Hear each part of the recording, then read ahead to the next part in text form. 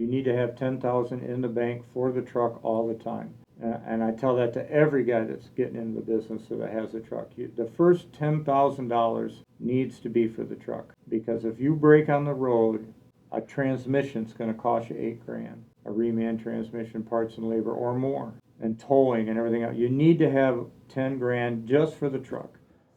Hi, in this new format, I will be interviewing and talking to guests that have something to say or that have experience in trucking. My first guest in this video will be Dick. He is a known mechanic here, a technician, professional, however you want to call it.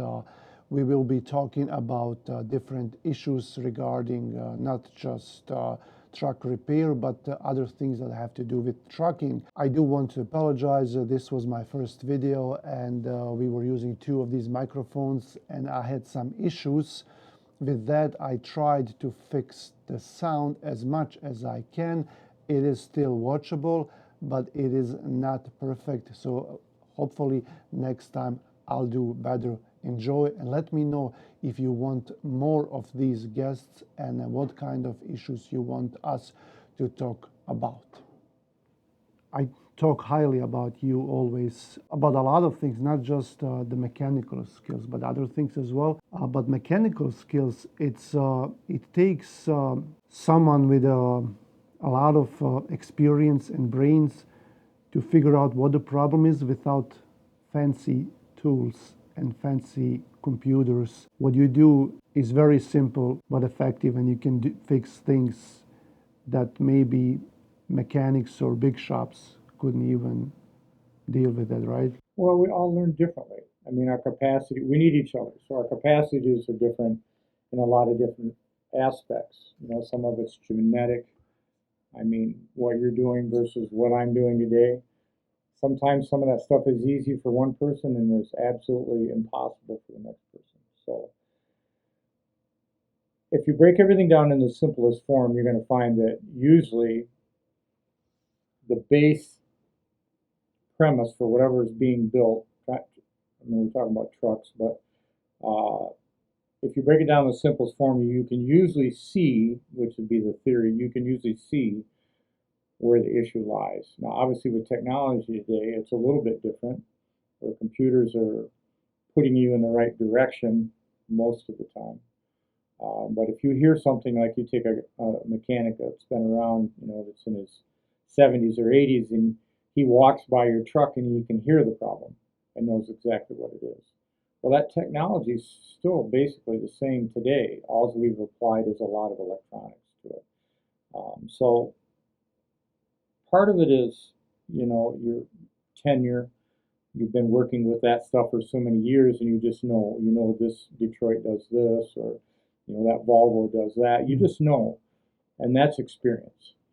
But you can take a young guy that's super book smart, and you can't apply anything. So technology is evolving and changing, but in most cases, the theory is still the same. The base thing is still the same. And as you question somebody that has more knowledge on that subject than you do, you learn from that if you're paying attention. It's really not, it's not that difficult, but there are aspects that are causing a lot of grief for automotive and truck owners today. Well, I prepared a lot of stuff, and hopefully we can go through everything. But you know, just saying that, what comes to mind is when you say when I go out and I hear the engine and I see the truck, I can kind of tell what's going on, or if it's running in a way it's not supposed to run.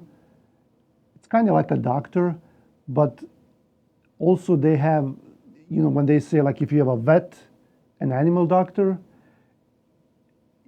you bring an animal to a doctor, the animal cannot say what's going on. It's kind of like that with trucks. It doesn't know how to tell you what's going on. You just have to kind of listen to it, and then from your experience, try to find the problem.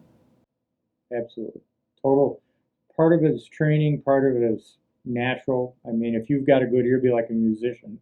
You can hear somebody playing the A note, or you can pick out when they miss something, you know. you're listening to Mozart and then you have somebody trying to play Mozart and they miss that one note, and it's that trained ear. And it's no different. Doctors, veterinary, mechanics, it's really all similar, but obviously medical, whether it's an animal or a human, is more traumatic if it has a problem than it is if it's your truck. So it is true. Right. So when you diagnose a problem, I used to drive and I'm not really mechanically savvy. I mean, I know some basic things from experience, but I have time. If I try to find a problem, what's going on with my truck, I would just go back and, okay, how did it start? Where did I hear the first noise? But I'm in the truck. I can hear that I have more info into all of that. Now, when someone brings you a truck, same thing with a doctor. The more they tell you, the better you can diagnose the Sure, problem. because I'm not there. You're in the truck, let's say you're the driver and you're in the truck day in and day out. You're putting your 10 hours in every single day. You know your truck. You know the sounds if you're paying attention. A lot of drivers aren't paying attention, but if you're paying attention to your equipment, you notice those changes. And it drives you nuts because you're hearing a tick. Well, where's that tick coming from? And you're talking to me on the phone about your tick and you're trying to explain it. Well, the more you know, the easier it is for me. But sometimes I have to be a part of it to hear it because sometimes that tick that you're hearing may not be affecting anything, or it could be serious. Yeah. And then it's affecting your breakdown, your wallet, your delivery, and everything else. So, yeah, I mean that's the more the more you know, the better it is for the technician or the person you're talking to fix it. Because I hate guessing. I can guess over the phone. It could be this or that or this or that, but when it comes down to it, you don't want somebody to guess. It's like going to the doctor. You want to know what the problem is so you can fix it, so you're not broke down. Well, what comes to mind is remember that truck that we just did the batteries, and remember it broke down, and I spoke to you if we can bring it here and you can maybe take a look at it. And it was a big repair, and that guy, and you told me about the guy, and I knew, I just knew, but I can show you the video. So what happened is that the truck per hour speed D-ray. There you go. That's the word. And I asked him to do a manual region, and he's saying, "Well, I don't know how to do that." Okay, well, first you should. But okay, I found a video on YouTube for 2014 Cascadia. I sent it to him, and then he sends me a video of how he did it. But the music in the background, like his stereo is all the way up, and he's listening to music, and he's doing the region and trying to diagnose the problem. And I'm like, no, this is not like that. That like, what are you doing? So you're listening to music on high, on like volume up high, and you're trying to diagnose the problem. That's not gonna work. So guys, what he's trying to tell you is do your pre-trips, turn the radio off and pay attention to the truck. Otherwise, you're going to be broke down on the side of the road. What I tell most of the drivers and owners is that your truck is like having a girlfriend or a wife. If you don't treat it right, it's going to leave you. And that absolutely holds up true. And he's talking about a guy that music was more important to him than his wheels. So you have to pay attention. And I think probably the biggest thing that a driver can do in the situations you're talking about is technology. Your phone right there, you take pictures or take a video and send it to your boss, or the owner sends it to a technician to try to get answers on the road to see if you can save you from towing it or whatever with the situation. Yeah, well, right now it's so easy. I mean, it's not that easy, but it's much easier than it used to be. Because, like we said, I sent him a video on YouTube how to do a region on that specific truck. Also, with the ELDs, I can see all the codes. Usually they can see the check engine light, but if some computers or some trucks will let you go into the system and look up the codes. But here I see everything. And I can just take a picture, send it to him, send it to the mechanic. They can do region as well in the truck. If you're just paying attention, it will make it much easier for the driver, for the company, for your finances, because you can prevent something. Mhm. Okay, speaking about that preventive maintenance, let's talk about that. And you mentioned that because that's where every trip starts. Even when you pick up a truck, a brand new truck that you just bought or you just got from your company, you gotta do the PTI. How important is that, and how can you save money by just doing those simple pre-trip and post-trip inspections? Well, when you get your license, the DOT, you have to pass the pre-trip part of your truck. That should be a given. Every truck driver, every owner should, with the exception of inclement weather every day, you should at least do the basics. But if it were me, I would keep a work uniform in the truck with me all the time.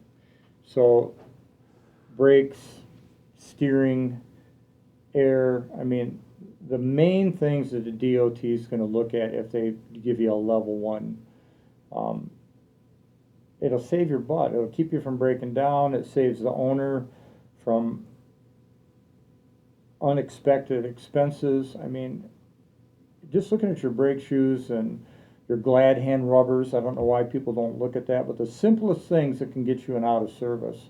If you're filling out a pre-trip paperwork for the company you're working for or your own truck, it'll save you thousands in the long run, especially right now on businesses. Rates are so bad and you're trying to make a living and your truck's breaking down all the time because you didn't do your maintenance. Maintenance saves you. I just had a guy yesterday, he's got 1,100,000 on his truck and he's never had a major breakdown. And it's because he religiously goes to pre-trip and talks to his mechanics to make sure that he's not having a problem. Looking at, hey, can you take a minute, adjust my brakes, look at my truck? And you look at it real quick. It's not that he's trying to spend money or cost the owner money, but he's trying to make his on-time deliveries and pickups and not break down, so he's not losing time and being standing. This is a business, and it's so important that you take 15 minutes and just go over the basics on your truck.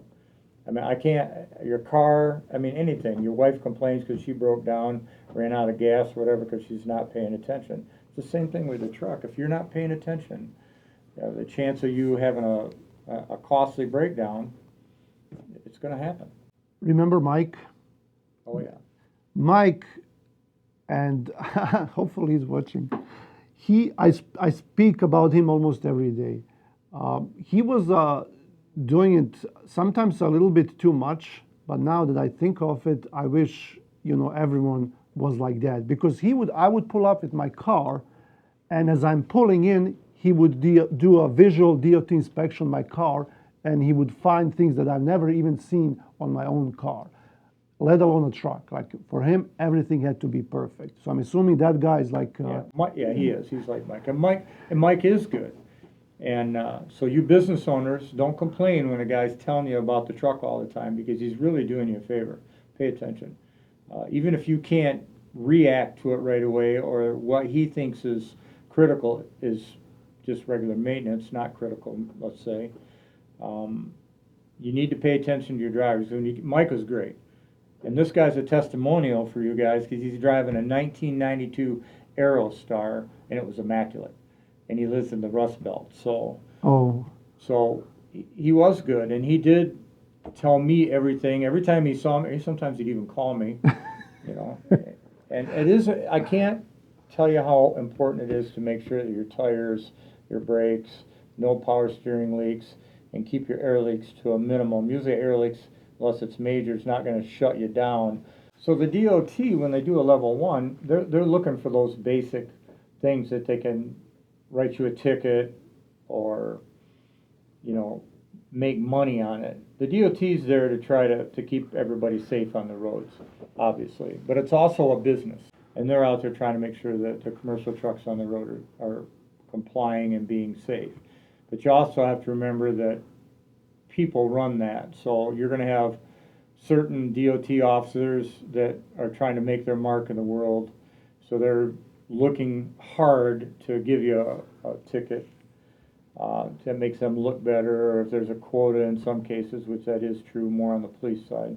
So you're protecting your own interests by making sure that you're DOT compliant. Let's just put it that way. Do your pre-trips.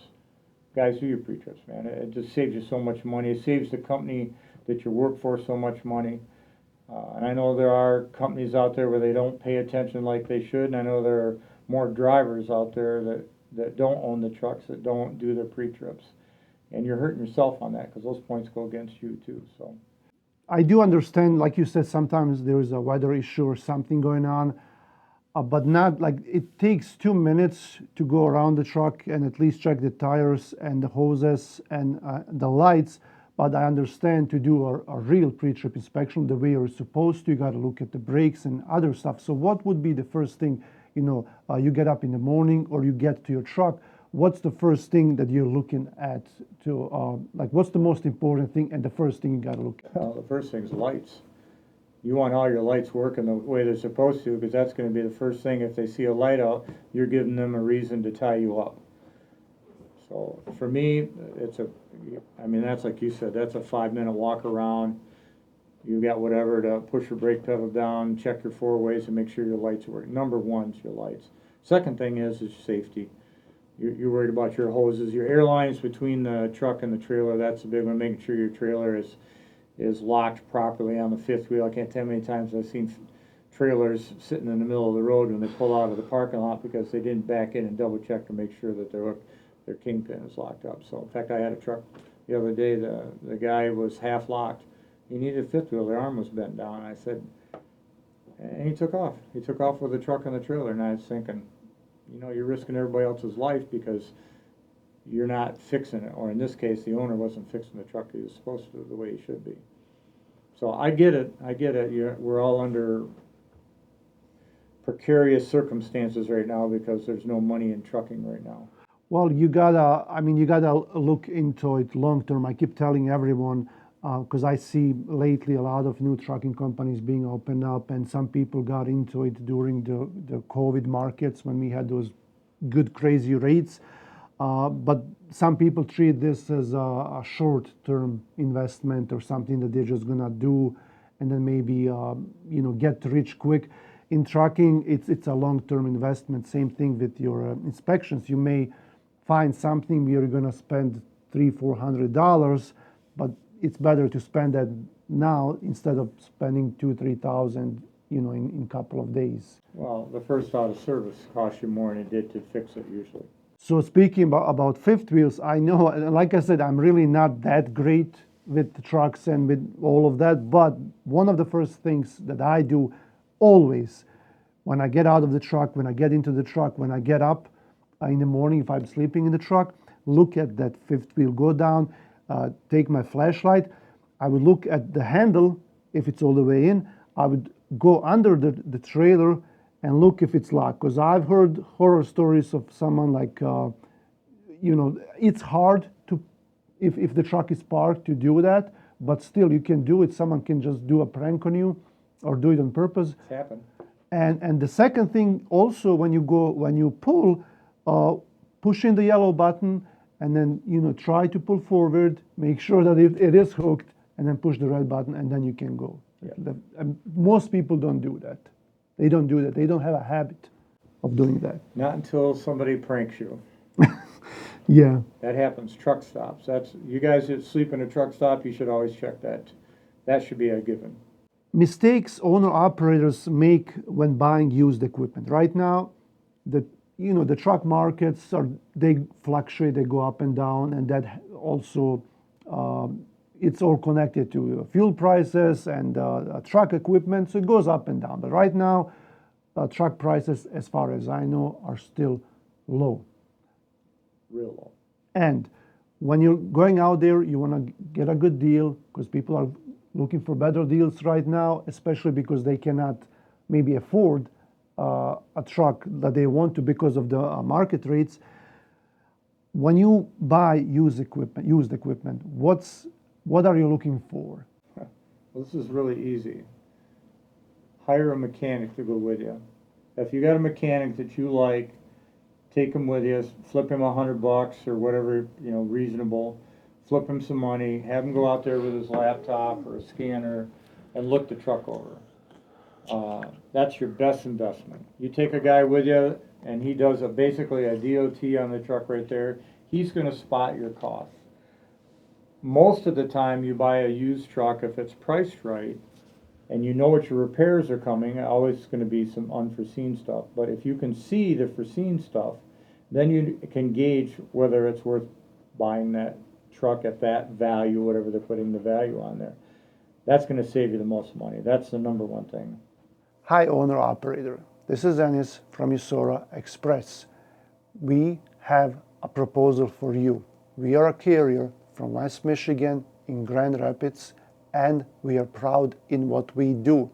Our company is 100% owner-operator based, and the owner of the company is also a former driver. Here at Usora Express, we are all about transparency, being paid on time, and listening to you and giving you the respect that you deserve. Check out the description of this video and see how you as an owner-operator can make your business successful here. Most people that watch here are either owner-operators, some smaller trucking companies, or dispatchers. What would be a best truck for an owner-operator? One truck operation, he wants to go out, make some money, get a nice truck. We understand that brand new trucks are very expensive, and I can see that they're not reliable at all. What would be something that's worth the money and that you can use for next few years? Well, everything hinges on mileage and maintenance. It's tough when you're buying a truck and you don't know the history. You can take the VIN number, and if the truck is local, you can call the dealer. Let's use Freightliner for example. If you go to your Freightliner dealer with a VIN number and go to service, they can pull up the records for most of Freightliner dealers in their zone, and they can see the history of everything that's been done at the dealer. Now, obviously, anybody that goes someplace else, that's not going to show up. It's difficult once you get past that 700,000 mile threshold. Any trucks that are using after treatment, that's the magic number. When you get to that 700,000, that's when filters are failing, your NOx sensors are failing, and the costs get real high on that. So if you're asking me what I'm going to pick, I would tell you from the economic side of things, Freightliner is the cheapest truck to maintain. Their parts are more cost effective than anybody else's. But each truck has its ticks. Freightliner has certain things that fail more than Volvos, and Volvos have more issues than Kenworth. I mean, as far as fixing trucks, Kenworth and Peterbilt with a Cummins in it's probably the least I see. There are quite a few on the road, but they're normal, just maintenance stuff, except for after treatment. All trucks have after treatment issues at 700 plus. Some earlier, some later, like the one guy, he made it to 1 million, and now he's having after treatment problems. So the after treatment, I mean, we got to save the planet in one hand, but that's going to hurt your bank account when you got to go. It's usually 10 to 20,000 to fix that right. I mean, you can throw a sensor here and there against it, but I would have to pick Freightliner because they're more popular. There are more trucks out there. They're more cost effective to fix than the rest of the brands. But brand wise, I would tell you probably the T680, T700 Kenworth. I do the least to those trucks. I see the least issues with those trucks. They have def problems like all the rest of them do, but usually on those it's just maintenance. Wiper motors, so they're wiper motors and linkage. You'd think after 40 years they'd solve that problem, and they still haven't.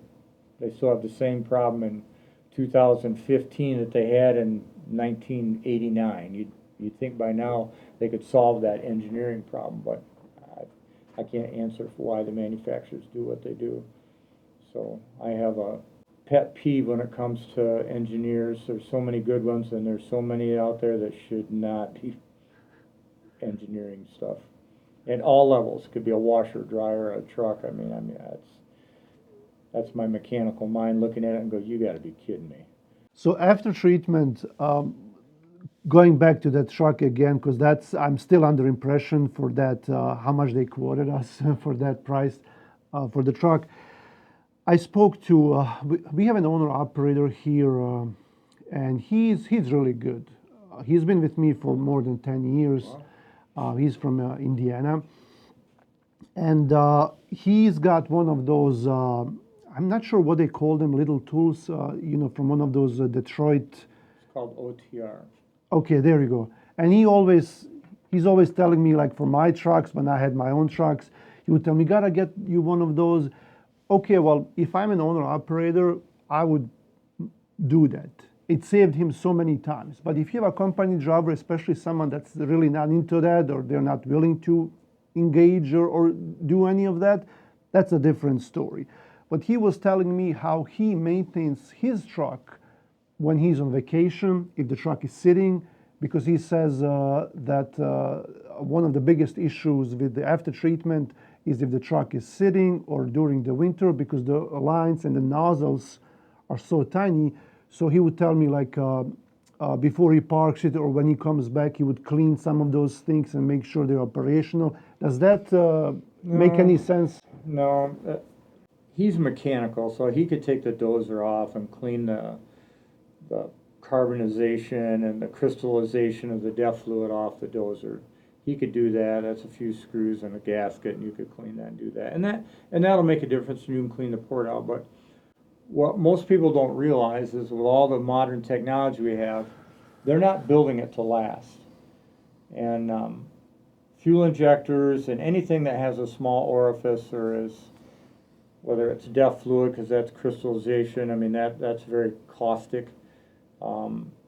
And if you're in the rust belt, rust kills everything. But anything that sits for very long today, you can render it useless. I mean, you take a truck in 2003 and back, or 2007 and back, but 2003 and back, it could sit for 15 years, and you go out, and after it gets lubrication through it, the truck will probably run fine. You'll have to free all your brakes and stuff up. So, and that goes for anything. That's cars, trucks, boats. If it sits, you're bound to have problems, and you need to run it. But the biggest problem with the DEF is idling. Most of the problems that come with DEF, your knock sensors are supposed to be changed every 75,000 or 250,000 miles. So anything to do with the DEF, if it idles too long or sits too long, you're going to have problems. If you put your truck up because the rates aren't good and you're driving for somebody else right now, you need to go start your truck once a week and at least drive it around the parking lot or around the block a few times. Get it hot. I tell you to drive 30 miles one way and 30 miles the back. Get it warmed up, get everything working good, and then park it again. And back the brakes off if you're going to be prolonged. If you're going out of the country or on an extended vacation, back your brakes off and disconnect your batteries. You should do that anytime you're gone for a long period of time. What do you mean back your brakes off? Well, you back your brakes off. If you loosen your slack adjusters up and back them off, then your brake shoes won't seize to the drums. Oh. That's only with the parking brakes. Your steer axle brakes, you're never going to have that problem. But anything that has a parking brake on it, you should release the brakes, back them off.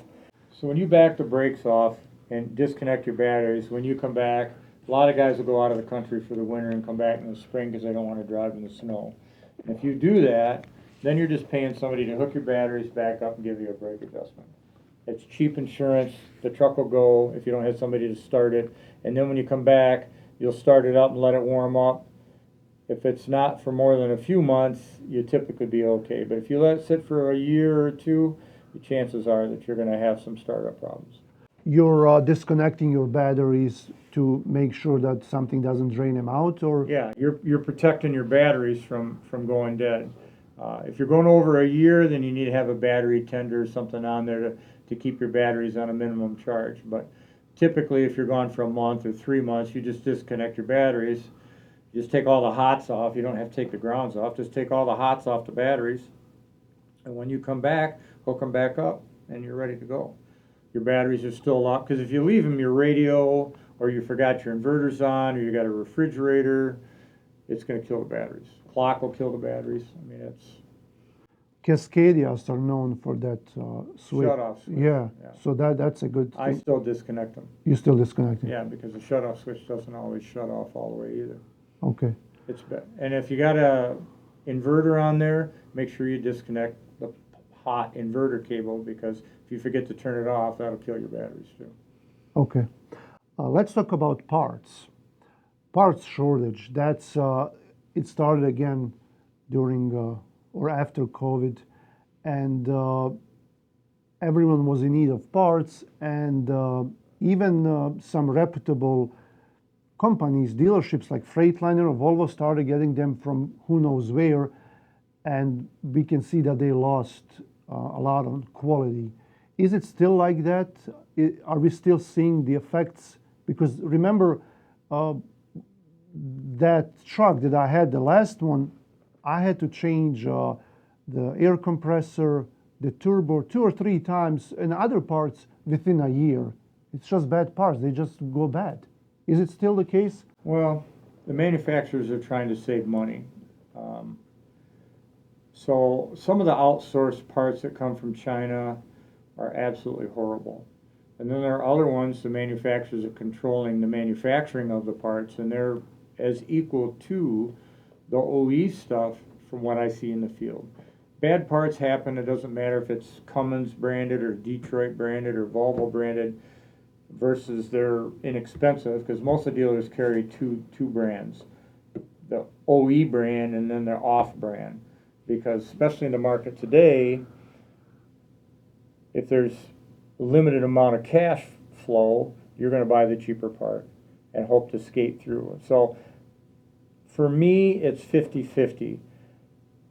If the air compressor you're talking about is $2,000 and the aftermarket one is $800, you're going to buy the $800 one.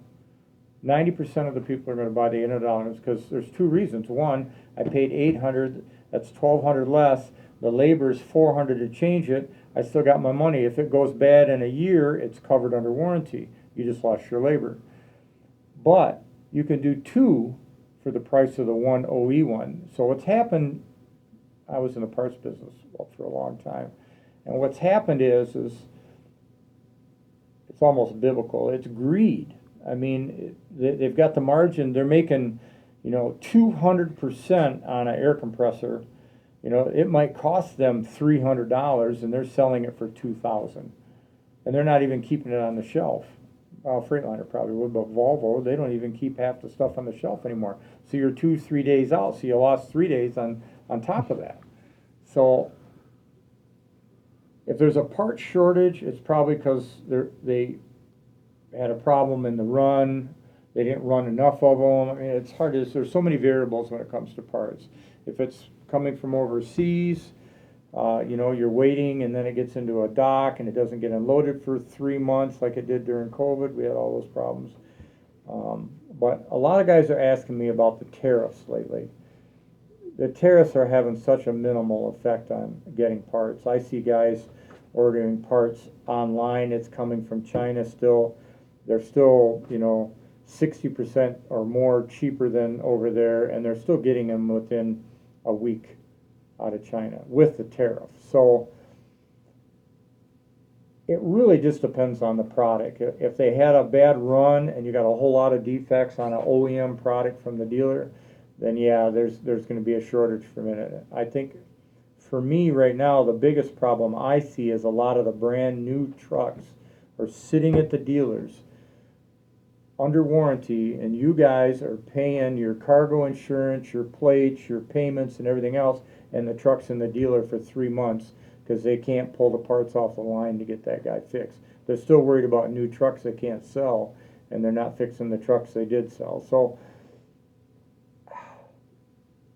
I don't have the answer totally because I'm not on that side of it anymore, so I can't see where the exact, but there are different causes for different situations. And I was just explaining a few of them to you right now. So With these brand new trucks sitting, it has to do a lot of warranty. I heard, like my brother is driving as well, and he bought a brand new truck, I think like 2 or 3 years ago. There were not a lot of issues, but every time there's a warranty issue, and he's one of those guys that like it has to be done now. He would call them 2 or 3 times a day, and that's the only way, I guess, to push them to do something. But they would say at the end, hey, we gotta get the approval, because they didn't want to. I mean, they could work on the truck, fix your truck, and then work on approval, because most of the times they know that it's gonna get approved or not. But no, they have to wait for the approval. Once they get the approval, and that will take a week or two or more, and then they would order the parts and then wait for the parts. Yeah. So and then even those. I mean, we can also speak about those other warranties, if you want to, the ones that you buy additionally when you buy used truck, and same thing with used cars or even brand new cars. You buy that additional warranty, you pay more money, but I've seen nothing but trouble with those warranties. well, let's touch on the manufacturer warranty first, and then I'll come to that one. Insurance is a tricky thing, and nobody wants to pay.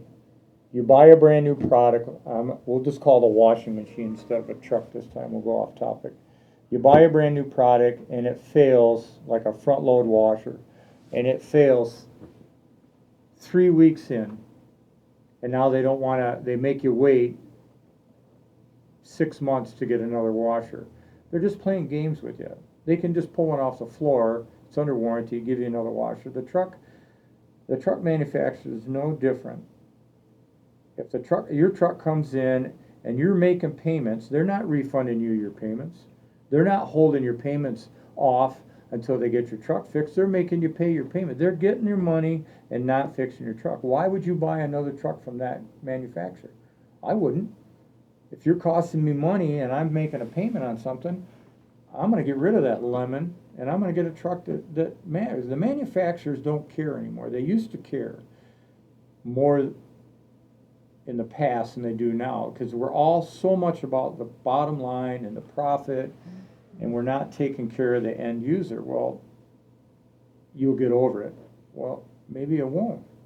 I'm seeing guys, when International had all their problems, how many guys turned their whole fleets in and haven't been back. Well, we're rushing everything too much. We're like McDonald's. Everything is a drive-through now, and you're expecting it right now, and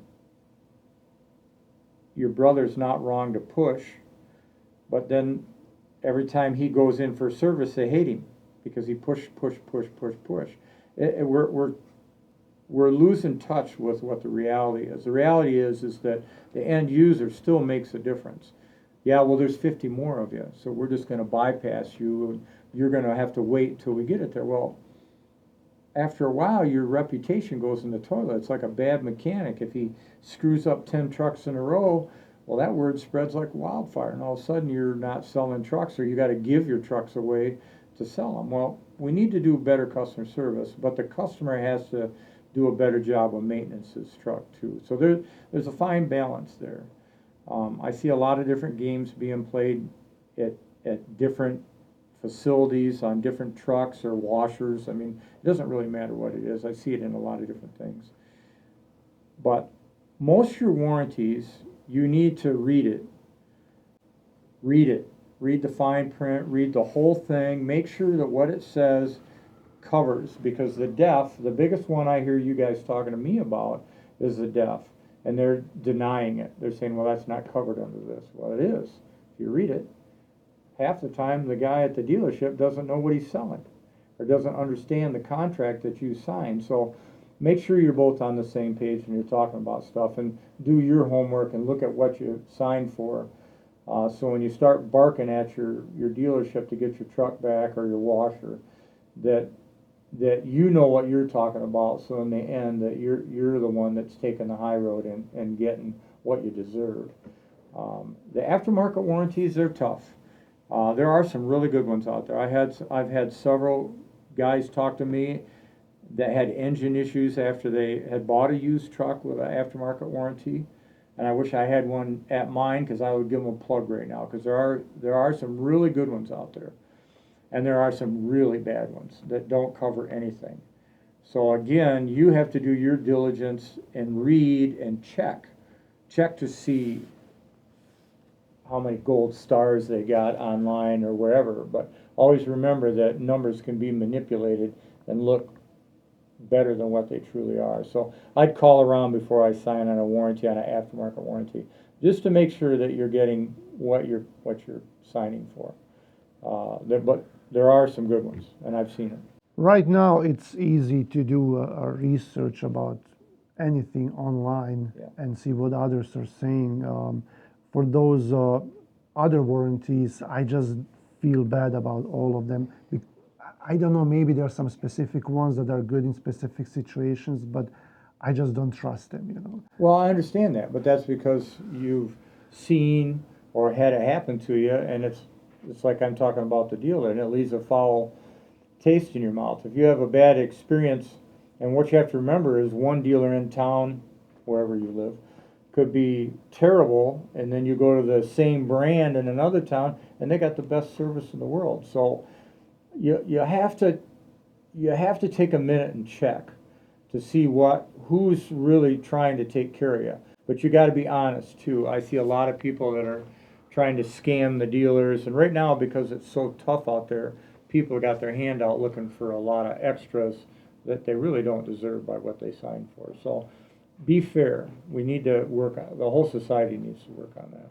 Well, an example of a brand new truck warranty, when my brother bought that truck, just before him, I bought my own brand new truck for the fleet, and same truck, same Volvo. And I think I don't know if you remember that one. That's the one where the guy had like two dogs in it, and then he ruined the whole truck, like with the dog poop. And like, I remember. it cost me like 1,500 to clean the truck. Yeah. And did you get the smell out of it? Aroma bomb or whatever. Well, first Muyo did, Yeah. but the guy that helps him, like he was so mad, he wanted to leave, and I'm like, if you don't want to do it, I understand. But then he couldn't get out the smell. I took it to K&R in Holland, Yeah. and did it professionally, and I still did a lot of things to it, and then yeah, but anyway, that truck. It had around 80,000 miles on it. It was in Oregon, I think, and the turbo went bad. And they said we took it to the dealer. Luckily, the driver was able to drive to the dealer, and they said, yeah, the turbo is gone. It's going to be around 5,000. And I'm like, okay, well, it's under the warranty. Well, no, this doesn't cover the warranty. And I was pretty sure up until 100,000 miles that the warranty would cover most of the major things. And we got, in an argument. I needed the truck to go back to work, so I paid for it. I spoke to some people here, and they said Volvo should have covered it. So I called their main office. I think it's Pennsylvania or something like that. I can't remember. And they said, yeah, it should have been covered. So they actually sent me the money back, that 5,000. But had I waited for them to fix it under warranty, they would have waited like 2 or 3 weeks. It was done in few days at that time. So you gotta do your research, like you said. Well, part of that though, and I don't know this to be true in every dealership or every manufacturer, but because I've been around that side of it for so many years, warranty at the dealership doesn't pay as good as customer pay.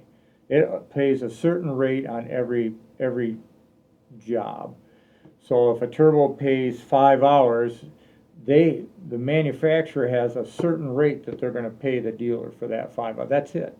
You don't get any more than that, and that's the bare boneser on top of that. So any chance they can get you to pay, they're going to do it. It's just like an insurance company. They want to deny the claim rather than have to pay out. And a good insurance agent or a good dealership, they're not going to play that game with you. They're going to look at it and say, yep, that's 80,000 miles. You got 100,000 on your contract. Boom, we're going to get you in, get you taken care of, and get you back on the road. That's customer service. That's what you're expecting, and that's what you should have gotten. Now, will the manufacturer give them a reprimand or put a black mark on it? It's hard to say.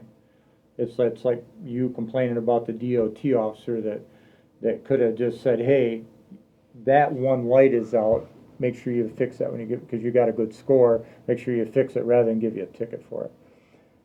A lot of that's liability. A lot of the stuff that you're seeing too is liability, whether it's on a warranty or a major repair.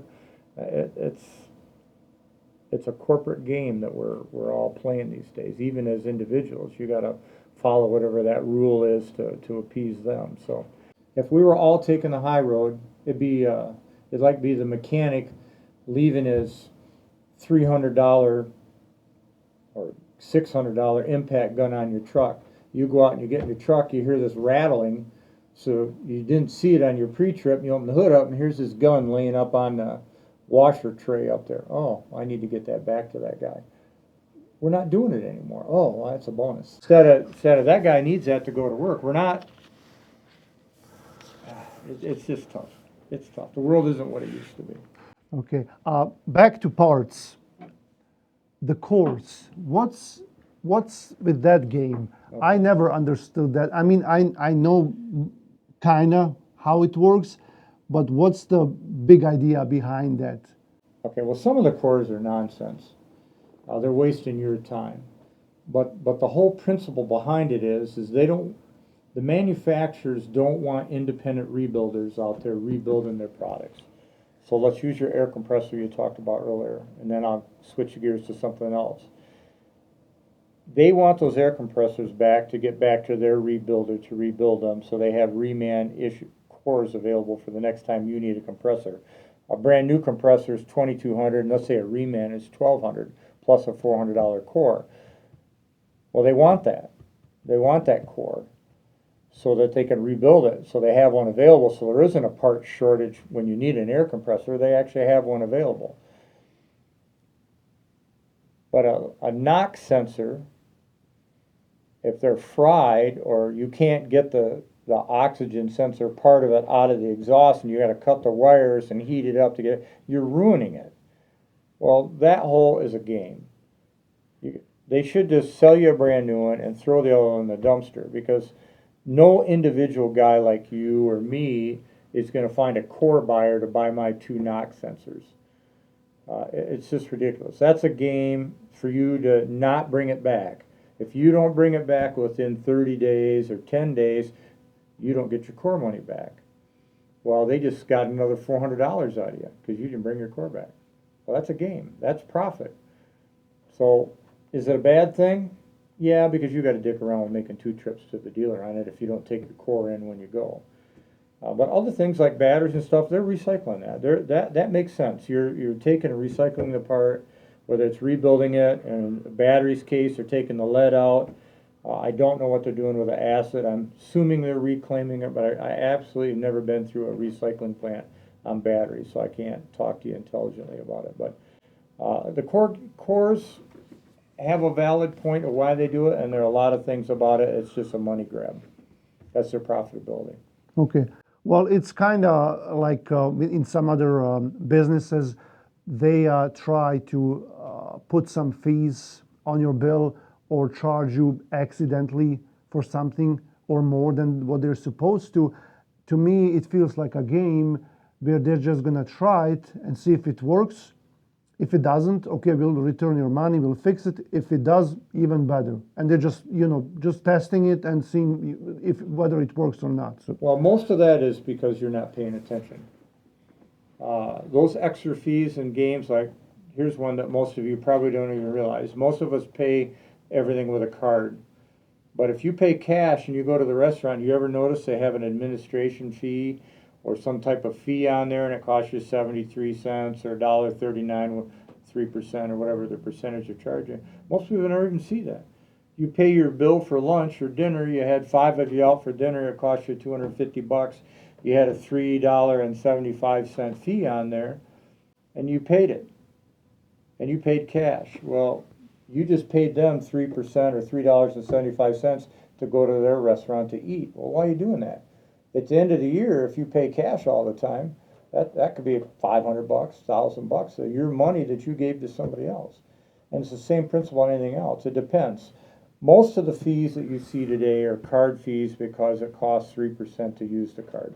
A lot of times it doesn't. That's just a money grab for the bank or whoever's charging you that. But some of the fees you see on things, administration fee. I worked for a company one time, and he charged an administration fee. Nobody ever paid attention to it.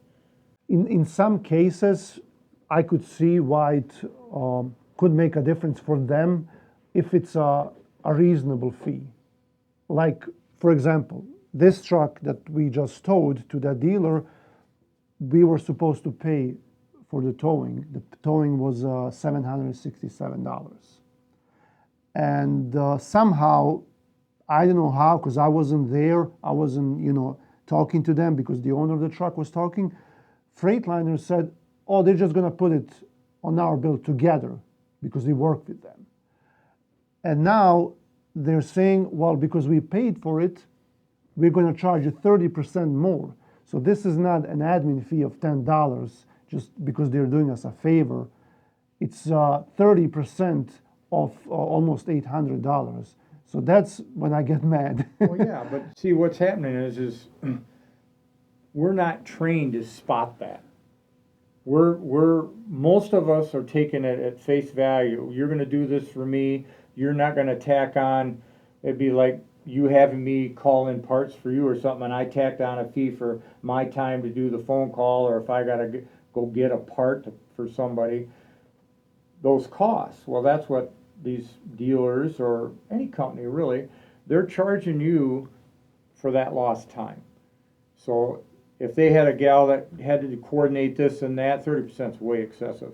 But they're making sure that they're profiting or covering their costs. So not only did they cover their costs for the two people that probably got involved in that, but they're profiting on that. They're making sure they're getting their 30% margin on that time. So you got to be smart enough to say, no, I don't need you to call the towing company for it, put it on, I'll take care of that myself. But we're not thinking of that. All we're worried about is getting our truck to where it is, get it fixed, get it back on the road. Well, the thing is, they didn't even call it. We found it. We called them, and they brought it. And somehow, I don't know if they're connected or something. They just said, "Okay, we're just going to put it on that bill." We found those guys, so it's not like that. They didn't do anything. They didn't do anything. They're just going to send them the money, like put everything together. So they and just did send something. You got two people involved. Yeah. About 30%? That's too much. Yeah, that's way too much. And people don't understand, like right here, I used to deal with 5 to 10 trucks, a few years ago. Now we're dealing with way more trucks, and it adds up. So you have someone calling you and asking you to do something that's not maybe a part of our deal, but you want to make sure that people are pleased. You want to make sure that they stay here. You show to them that you care, and you would do small things here and there. But it adds up, Sometimes like if someone asks you for advance, and you're like, okay, well I'll do it. But then you have 5 other people asking for advance. Then it's kind of tough, So it adds up, and I understand, admin fee, okay, here and there, but 30%, that's a money grab. Breakdowns on the road. We are dealing with this a lot, especially as dispatchers. That, like I said, I drove, I know some things about the trucks, but most dispatchers don't. So they're here, they have a driver or owner-operator, they might know things about the truck, they might not. So they would call, first person that they call is going to be the dispatcher and tell them, hey, I broke down, can you help me, what do I do? What would be the first thing? Of course, it depends on the nature of the breakdown, but just the truck stops, something happens.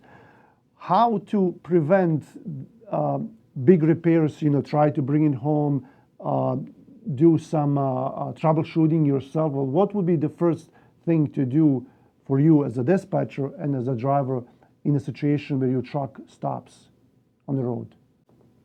Well, we talked about this briefly in the beginning. Your driver, everything depends on your dispatch and your driver. You touched on it. It's your knowledge base. If your truck breaks down and it's acting a certain way and your driver is just a driver and doesn't know anything about mechanics, then the dispatcher's already back against the wall. So he's got to ask the right questions. You could formulate a list of certain questions depending on what the event is. In most cases, each dispatcher has his certain guy that he likes or certain shop that he likes.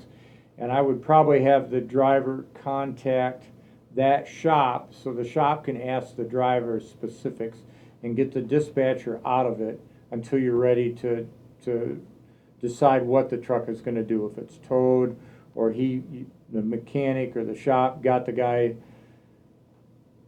a way to get the truck home. I mean, it depends on the variables, but your phone is the most important part. That camera can send pictures that can tell the technician or the shop owner or even a dispatcher, if he's knowledgeable, what lies in the problem and how to fix it, so that you can get him going wherever he needs to go quickly. That's your phone. And your dispatchers, most of the dispatchers that I know, they have their favorites. They're going to send to whoever they like, and if they got a guy that's within the company that's their favorite, he may not know anything, but they're going to send that question to him. So that's too generic. It depends on the situation, the driver, the dispatcher. You really use your phone. Take a video. If it's noise related, you're probably not going to be able to hear it, especially if you're on the side of the road. I can't tell you how many times guys have sent me videos, want me to hear something.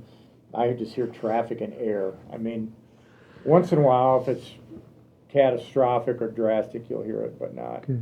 A cheat sheet, depending on the situation, call another driver that may have experience like I do. I have like 2 or 3 drivers that I would call. One of them is my brother as well, and then this guy like from Indiana or someone else, and then I would call them. And I would remember, hey, well, he had a similar problem back then.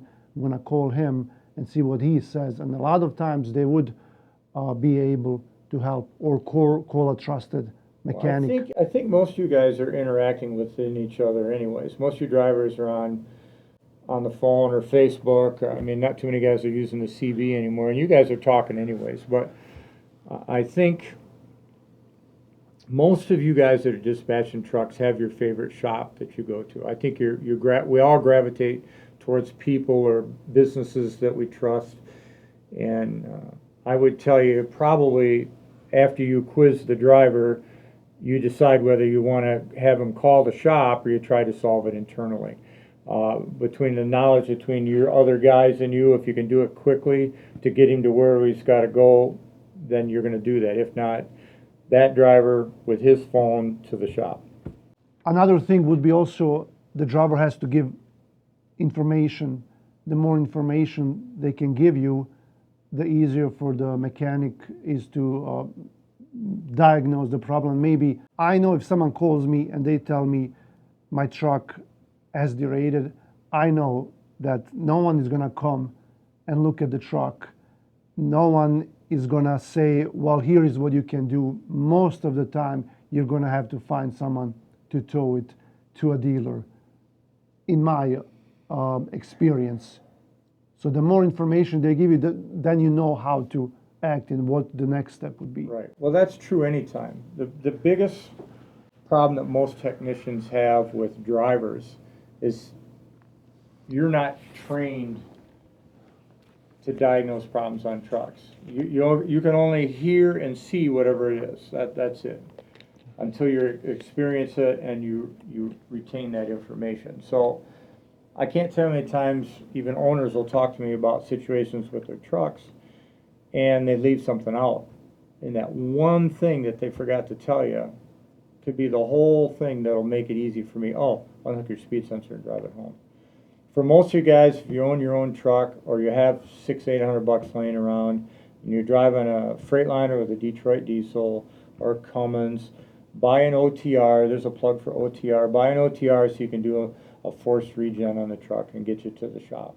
That's the smartest thing you do, because most shops don't have the technology in their road trucks to come out and solve a DEF problem. And if they do, and it is something that you got to tear it apart, a lot of times it's involved. You got to take the skirts off, and I mean, depending on if it's filters or what you're doing, you might be removing exhaust. I mean, there's a lot to it. And the computer, the technology is expensive these days because you've got subscriptions. So your technicians, when they charge you $150 to scan your truck, there's a reason, because they're paying, or their owners are paying subscriptions to all these different manufacturers for their software. So most of us don't realize, oh, well, that only took you 10 minutes. Well, it did, but the guy paid $20,000 for the computer, and he's paying monthly for all the different brands of software. So don't get upset with your technicians or the shop sometimes when you're charging you. There's a reason why they're charging you, because they're spending the money to get it. So, but DEF problems on the side of the road, the OTR and doing a forced regen, if it'll take it, 9 times out of 10 will get you to a shop, and that'll save you a toll. And a lot of times a toll can be exorbitant if you're loaded. Well, it could even get you home if you're not that Yeah, far away. yeah, it just depends.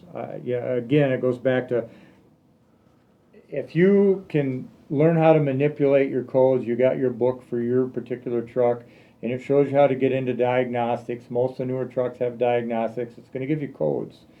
But just because you got 10 codes doesn't mean that all 10 of those are the problem. You could have 7 of those all go to one sensor. All those codes could be related to one issue that's causing the whole problem and causing all the codes. So I see it all the time. Guys are trying to solve the problem because they're broke, but they end up spending $8,000 on replacing parts, and it was only one part that they needed replaced. But they didn't have the technology or the knowledge or the experience to get to that point to say, oh, well, you know, it's that temp sensor, that number 3 temp sensor is causing this whole problem. That sensor is $135, and as long as it doesn't break off while you're trying to get out of the exhaust, it's a cheap fix. But the toll and all the rest that went in to get you there cost you more than the part itself. A lot of times when there is an after treatment problem, I will see 11, 13 codes, and I will see half of them would be connected to the after treatment system. Some of them will say something else, something random. And I'm assuming, like you just said, that all of these are just throwing off because of the other ones. But how do you know which one is the correct one? What's the one that's causing it? It's process of elimination. You have to do your diagnostics to see which is actually causing the problem. Wiring is probably one of my biggest pet peeves, because especially on the European stuff, everything is underwired. The diameter of the wire is so small, and it just wears through and it rubs out, whether it's a car or a truck. And a lot of the stuff I see on the after treatment is electrical problems. It's harnesses. They rub through, or they wrap them around 3 times and they got a 180 or a 360 degree bend in them, and the wire breaks because it's so brittle, it's so thin, it's so narrow gauge wire. We're trying to be too cheap, and of course they're just trying to get it through warranty, so you pay for it. But a lot of the DEF problems are sensors and wiring. So they would just design the wire, the thickness Cheapest determines how long it will last. Yeah, where it's routed. I mean, there are a lot of things that go into it. Broken motor mounts cause a lot of this, guys. Broken motor mount, your motor's flexing in there, it's pulling your air lines, it's pulling your wiring harnesses, and over time, and you don't fix the mount because nobody spots it, or it's an expensive fix labor-wise, and it just keeps ripping you're just wearing stuff out all over the place because of a broken motor mount. I see that actually frequently, to be honest with you. Which trucks? All brands, doesn't matter. I had a situation with one of those glider kit engines, and I have no idea how they put those arms on top. And I guess they used something that doesn't even belong there, and they kept just breaking because of the vibration, and I just had to keep replacing them all the time. Well, typically, if you've got a mount breaking, it's all the time where you're having something's not lined up right, or the angle is wrong, and they've got the angle is wrong in there for that to do that. You got to remember, use your pen here. This is a lever, and you got a motor that's creating, 800 horsepower or 475 horsepower, then if you tuned it up or whatever. And this is a lever, and if you got 3,000 pounds out here, and it's moving like this, well, what do you think's happening down here?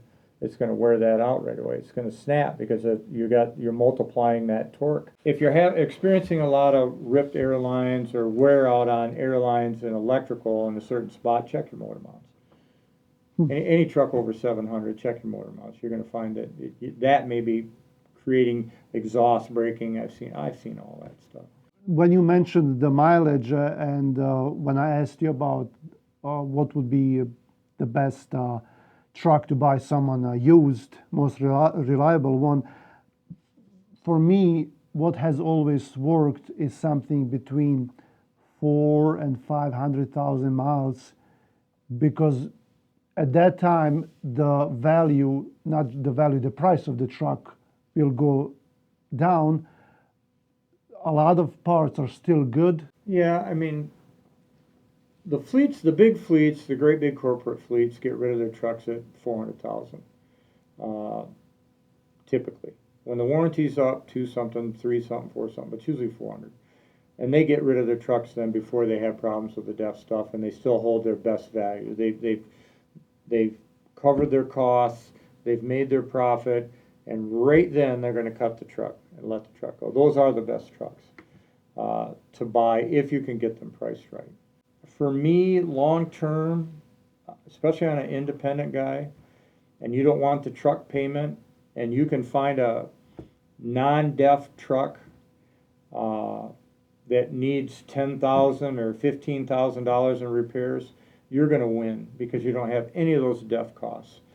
And if you buy a truck for $20,000 or $20,000, it's got 1,000,000 miles, it's been overhauled by somebody that's reputable, and all you got to do is put in the maintenance stuff, you're going to be that long run winner. The problem with that is those trucks don't ride well like the new trucks do. So you've got to decide where you want to be cost-wise. You're not wrong on the mileage, and if you buy a truck with 700, you're going to have to put 10 or 15 into it. You're just going to have to because of the DEF stuff. And those things start going bad, and everything is expensive. EGR coolers, 2,500 plus 1,500 in labor. I mean, plus any other parts, barring broken bolts. Broken bolts add to it. That creates a whole nother animal. So, to answer your question, Kenworth with a Cummins. Okay. I don't do anything to them, and wiper motors and maintenance. They have electrical issues on certain things, but not like the other manufacturers. Freightliner's the cheapest truck to maintain, hands down. You buy a Freightliner, there's dealers everywhere. Their parts typically are reasonable. They got certain issues like the CPCs go bad in 4 years there. The newer trucks, they seem to have solved that, but 2014, 15, 16, 17, that CPC is going to cost you $2,250, in a cheap shop. That's the computer. That's a computer in the dash. Yeah. Take you 35 minutes. Or Cascadia said problems with those as well. And the problem with them is that you don't. Sometimes you will have random things happening, and they wouldn't be able to figure it out. But it goes back to that. Usually goes. I've got one. I just diagnosed for a guy. I diagnosed it a year and a half ago, and I told him he needs CPC. He's finally ready to fix it. Let's take it to the next level. Electric. I'm not really, I don't think it's going to happen anytime soon, but I get a lot of questions on the channel about that. What do I think about that? What's going to happen? People are worried. What's your take on that? Unless they solve the battery storage issue, they're never going to be any further than municipalities. In big cities, you'll probably see box trucks. You can see a lot of government agencies, they already have them, but the government agencies will probably get that because they're going to get them cheaper than the rest of us. But the batteries outweigh the value of the truck, and we don't have a good recycling program for that. Government doesn't cover that on recycling lithium batteries. So I'm surprised that the EPA and all the stuff that we go through on the private sector that they haven't addressed that, but I don't see it. Self-driving trucks on long haul where there's no traffic on I-80 out in the middle of nowhere, those make sense. But in heavy traffic, I don't know. I don't think we have the technology to be safe completely yet with that. And the EVs, I think that's going to be a flash in the pan unless they solve the battery problem. So we have two topics there. We have electric trucks. We have self-driving trucks. Yeah. Usually, self-driving trucks have to be electric, right? Yeah. You can't I have haven't seen, well, they're in testing, but I haven't seen anything out that's a self-driving truck that's under diesel fuel. It may be there, but I haven't seen it. right. But you could have an electric truck that a driver drives, like they try to do Tesla trucks, and there was this other brand I can't remember that went down. Can't remember their name. That's what I'm thinking as well. If you can do something locally where you can go back to your yard at the end of the shift and recharge them overnight for the next day, and then even I don't think, for example, a Tesla or small electric vehicles, it will take them more than one night a lot of times to charge it completely. For the big truck, it might take a week. I mean, if you compare it. The battery, it really just boils down. Believe me, electric motors are more efficient than gasoline or diesel. The problem is we don't have the technology in battery storage. Electric motors, the power is right now. I mean, it's instantaneous. Instant torque. Electric car that is faster than any gas car. Yeah. Tesla's ludicrous car is amazingly fast right back in the seat. The problem is you burning up the battery right away when you're using more energy. Yeah, I think technology is an amazing thing. But it's got to be so that it's serving public and not just in the government's best interest. I think on some of the things that Tesla's doing is amazing. I mean that technology, whether it's in aeronautics or space, I mean that is the future. We just have to, because it's cleaner. I mean that technology is cleaner. We're not polluting the air. I mean the water. I mean, but we don't have a good recycling program for lithium and lithium batteries, and the cost of those batteries outweighs the value of the vehicle. I mean, you get 6 years or 5 years out of it, and then there's absolutely no value to it. So we need to do a better job at recycling and preserving our resources. So That is also a very political issue, and I don't understand why. I also don't understand why the hate.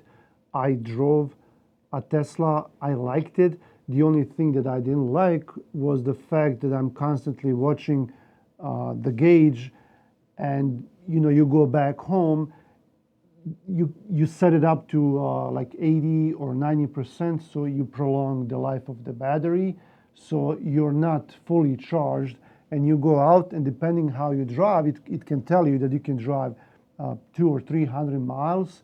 But then depending how you drive, if it's uphill or if there's a wind involved, those are a lot of factors that will affect the life of the battery. So you're out there and you're constantly watching that. So I didn't like, that was one of my biggest issues.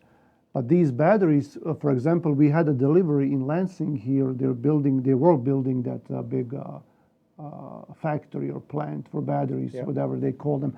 I don't know how far they are, but they're building it here. I don't understand. We have all this technology. We have everything figured out. How come we haven't figured out the batteries, especially if most people think that's the future?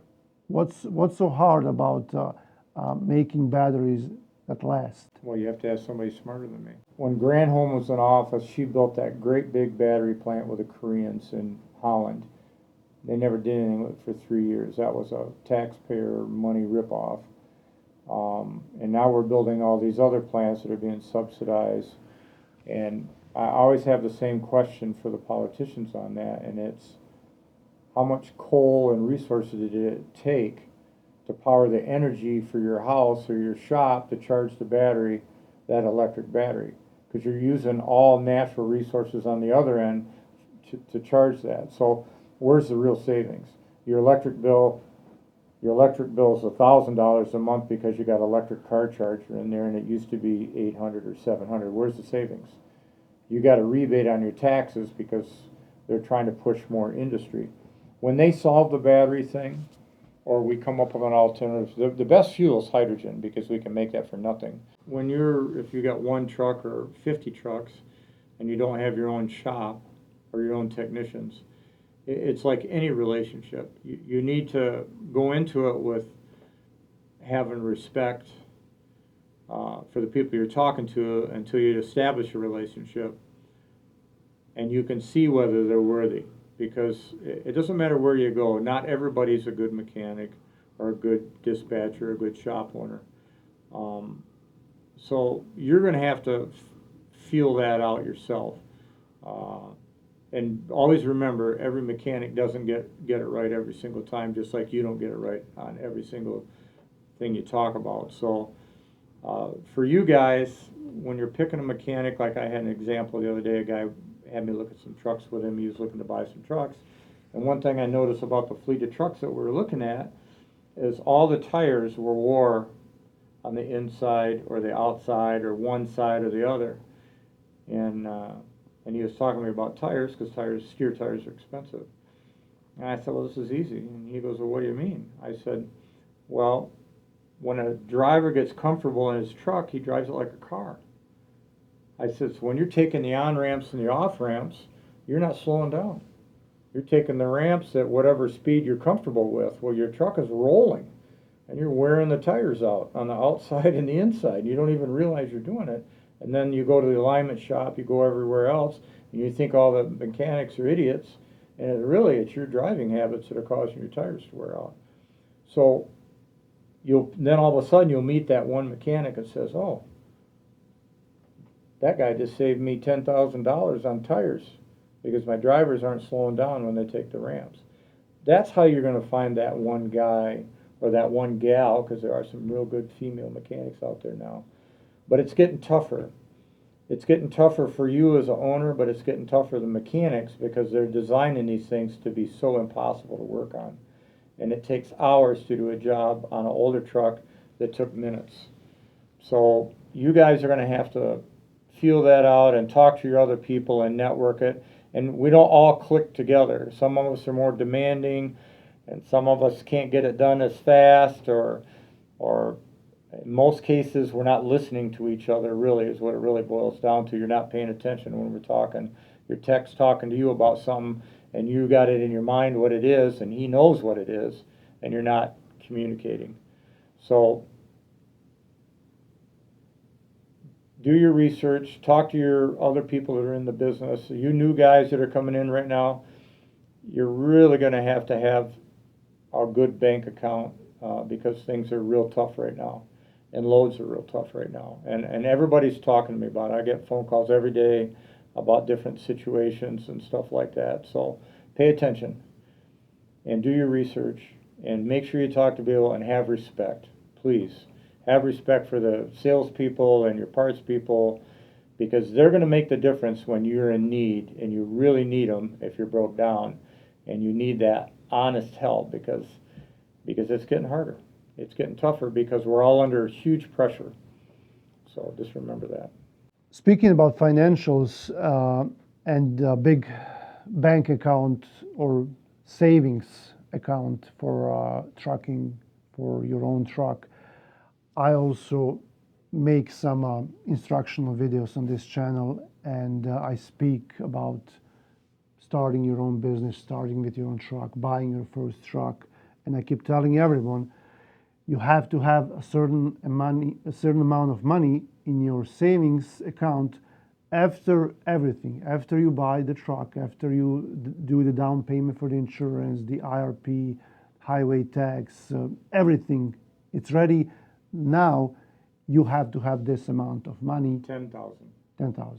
You need to have 10,000 in the bank for the truck all the time. And I tell that to every guy that's getting into the business that has a truck. The first $10,000 needs to be for the truck. Because if you break on the road, a transmission's going to cost you $8,000. a reman transmission, parts and labor, or more, and towing and everything else. You need to have 10 grand just for the truck. And you need to keep, I recommend you have a separate account for that, and that's your reserve, that's your emergency fund, whatever you want to call it. And when you draw from it, every week, put some more money in there. I like doing percentages, and if you put a percentage of every week's check in the account and you don't rob from it, you'll have money for tires, you'll have money for this, and those catastrophic failures, barring an engine blowing up or something, or a whole DPF system like they're trying to sell you for $40,000. $10,000 will normally get you out of trouble. It'll save you when you're on the road broke down with that catastrophic or semi-catastrophic failure. That's my number. If you're going to be in the trucking business for the truck, if you got 10 trucks, you need 10 grand for every truck. And then that will give you a buffer zone where you're not stressing out when you go to talk to the mechanic or the shop owner to get that repair. Okay. Well, thank you for being here. This is very fun. You're my first guest here, where people open up and give their honest advice to others. Thanks for being here. Well, thanks for having me. All We right. need each other. People don't realize that.